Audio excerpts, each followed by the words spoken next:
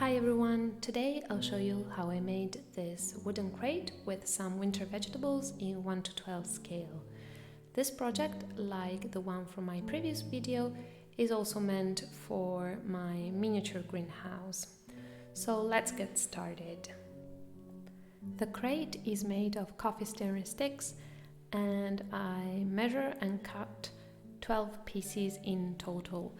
6 of them measure 4 centimeters, 0.2, and 6 of them 3 centimeters.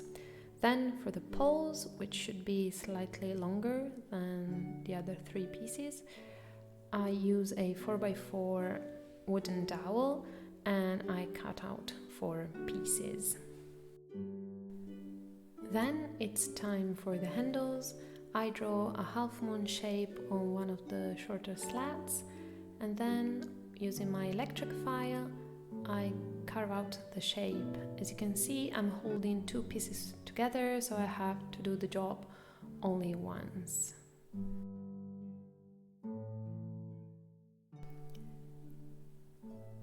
To give the crate some extra details, I decided to add old rusty nails, and for these I use this pointy tip with my electric file, and I drill some tiny holes along the edges of each slat.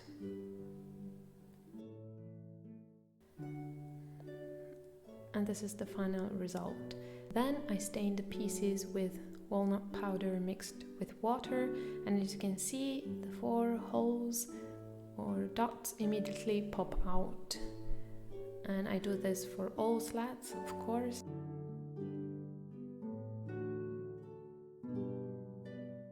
Then, to imitate the rust that usually forms up around nails, I mix a bit of white glue and some red pastel powder, and with a dotting tool I simply spread a bit of this mix around the holes that I drilled previously. And now the fun part, printing on wood. Now, I'm not printing on wood itself, of course. I'll be using a well-known technique that consists in printing with a laser printer on baking paper and then transferring the words onto the wooden surface. And I'll be doing this on 4 pieces. So, very simply, I type the text in Microsoft Office in a proper font style, flip it backwards, very important step, and then print it on baking paper using a tiny font size, of course, not the huge one I showed you earlier. The ink on baking paper is very delicate, meaning that if you touch it ever so slightly with your fingers, you'll brush it off completely, so avoid touching it. Then the hardest part, which is centering the word onto the slat. And no matter how much time I spend on it, it's never quite centered. To transfer the ink properly, I use a blade and my fingers. The ink on wood is still as volatile as it was on paper, but in my experience, after some time it adheres to the surface, and I have some pieces made several years ago with this technique on which the ink is still perfectly preserved and visible. The important thing is not to touch it just after transferring it. Now that all the pieces are ready, I can assemble the crate, and I start with the 2 shorter sides and I simply glue all the pieces together.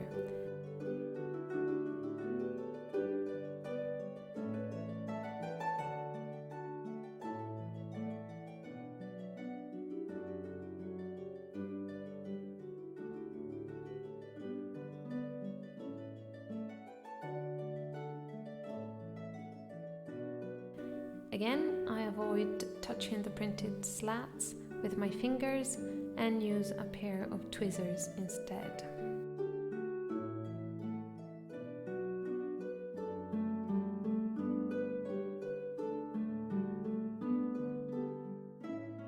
And then the last step, to make the bottom part, I use a tongue depressor, which I cut to measure and then glue in place.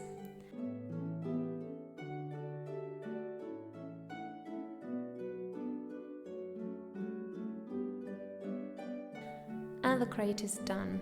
And now onto the second part of this video, the cauliflowers. I take a real cauliflower for reference and start out by measuring it. It's roughly 17 centimeters wide, so I look for a bit of it that is slightly bigger than 1 centimeter in width, which is in fact a miniature replica of the real vegetable. And this will serve as the matrix for the mold that I'll make. Here I'm making the silicone mold using the 2 components. And just as a quick side note from my personal experience again, the older the bicomponent silicone is, the longer it will take to cure. And this one was pretty old, so it took some good 10 minutes before it was completely hardened, whereas a new one usually takes 3 minutes or so.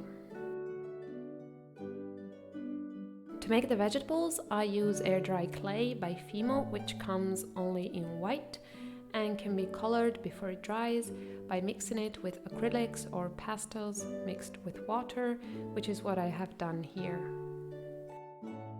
And because I'm working with artificial lights and it's quite hard to get colors right, I check with a real cauliflower that the shade is as realistic as possible. Because the mold itself is flat, I make sure that there is some extra clay so that the final shape is rounded. The smooth part will be covered in leaves anyway. Pressing gently the edges of the mold, I carefully remove the clay before it dries, and here's the final result. Super bright clip, so here's the darker one where hopefully you'll be able to see the texture on the clay. Working with molds is great because you can quickly make a few pieces, and also the cauliflowers in nature come in different shades. There's purple, orange, light green, so having a mold is really super useful if you want to make a bunch of them, and I really highly recommend it. To make the leaves again, I made a mold, this time a flat one with a couple of real leaves from a tree in my garden, which had some very defined veins. And these could also work as a miniature replica of a cauliflower or cabbage leaf.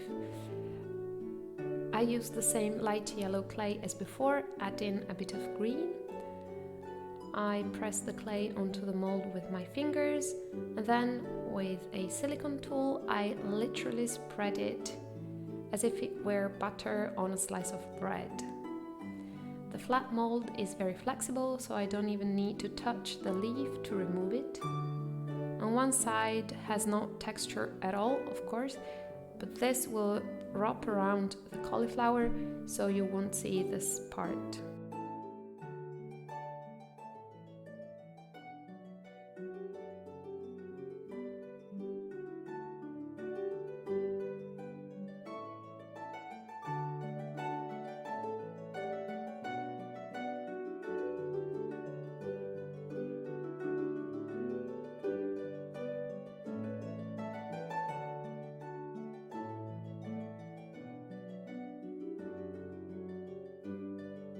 Then I can glue them in place with white glue.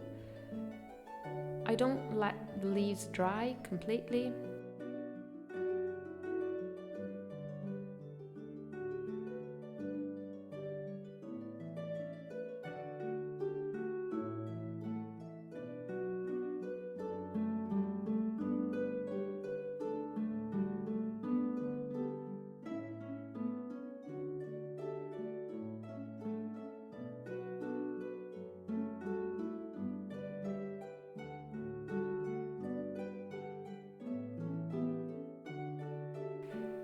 Because I had made some extra leaves, I decided to make a cabbage as well, which is very simply just a small ball of clay around which I add leaves, layer after layer.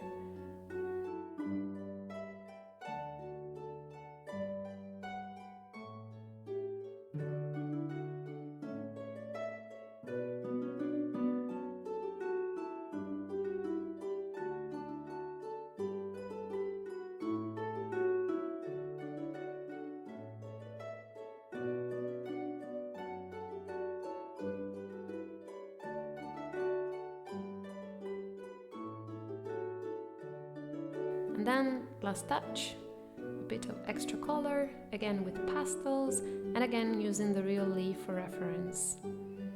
And I make sure not to paint the veins, which are usually lighter, but only the areas around them.